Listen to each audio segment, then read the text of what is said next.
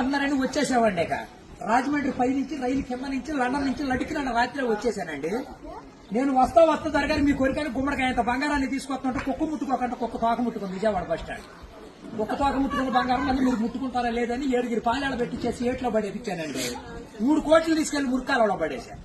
మా ఇంట్లో కోట్లు కుక్కలు తింటుంటాయండి, లక్షలు లక్కలు తినేస్తుంటాయి, ఎలుకలు తినేసి చిల్లర చీమలు తినేసేస్తాయి. ఇక కాగితాలు కట్టుంటే కాగితాలు తీసుకెళ్లిపోతాం. మాకు పొయ్యిలో ఎండి ఇంట్లో బంగారం ఉందండి, కాకపోతే ఇంట్లో వాళ్ళు ఎసట్టాలు బియ్యం లేక ఎండిపోతున్నారు. గురుగారు మీకు ఏమన్నా డబ్బుకి కానీ ధాన్యానికి కానీ ఏమన్నా లోటుగా ఉంటే మా కౌరు చేయండి, మేము పంపించేస్తాం. మా అడ్రస్ మండలం మధ్య యాగారం దాని పక్కనే ఉండదండి, మల్లెడికి పక్కన పిల్లడికి మా ఊరు. దానికి మా అడ్రస్ కి సాయంకాలం ఉత్తరం రాసేసి పోస్ట్ లో ఇంకొకంట పొయ్యిలో వేసేయండి. మీరు పరిగెత్తుకుంటూ వచ్చేసి పంటకాల ఒక 10ంటికి నుంచోండి, నేను 3ంటికి మురికాలలోకి అందించేత డబ్బు పగిలిపోయిన వాడి మీద వచ్చేస్తాను. 10 కోట్లు మరి డబ్బు అక్కడ బుట్టతో తీసి తట్ట మీద ఆరబెట్టుకోండి. అప్పుడు నేను చదువులో కాడ బాగా పాస్ అయ్యామండి.